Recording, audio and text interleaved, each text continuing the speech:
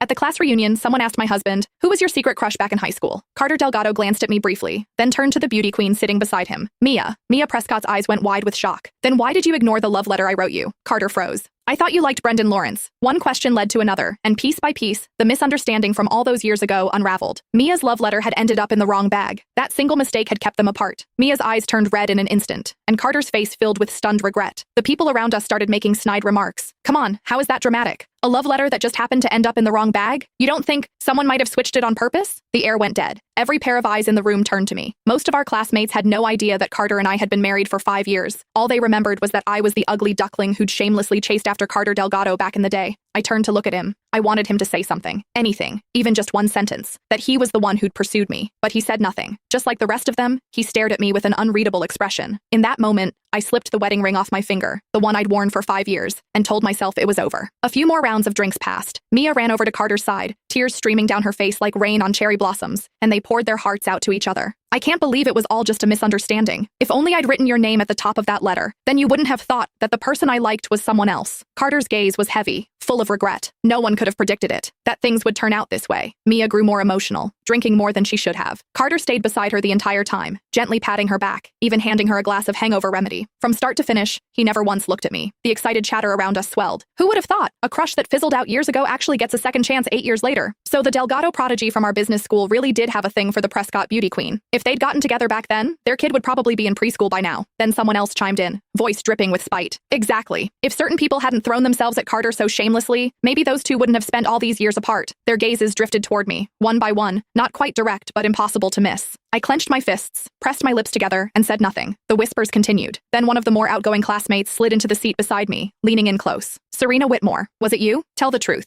Did you swap the love letter on purpose so those two would miss their chance?" My expression turned cold. I was about to say it wasn't me, but the crowd erupted before I could speak. I'd bet money on it. Everyone used to say Carter and Mia were the golden couple. They were obviously into each other. The only one who didn't get the memo was Serena, pining away, staring at Carter every chance she got. We all saw it. The second evening study hall ended. She'd drag him out to the track field. Who knows what other stunts she pulled? Swapping a love letter? That's nothing for someone like her. Obviously she did it. Do we even need to ask? None of them knew that Carter and I were together. 8 years as a couple. 5 years as husband and wife. They only remembered that I used to hang around Carter a lot. They assumed I was the one chasing him. A lovesick nobody reaching for someone out of her league, desperate to land the golden boy. But they didn't know the truth. From the very beginning, Carter was the one who pursued me. He was reserved by nature, never one for public displays. He'd never once posted about us on social media. Every step forward in our relationship had been his initiative, his doing. Yet somehow, he always came out looking like the innocent party. He was the prodigy of the business school, turning heads wherever he went, impossible to ignore. And me? In everyone's eyes, I was never good enough for him. But that was no reason for me to be mocked, to be humiliated. I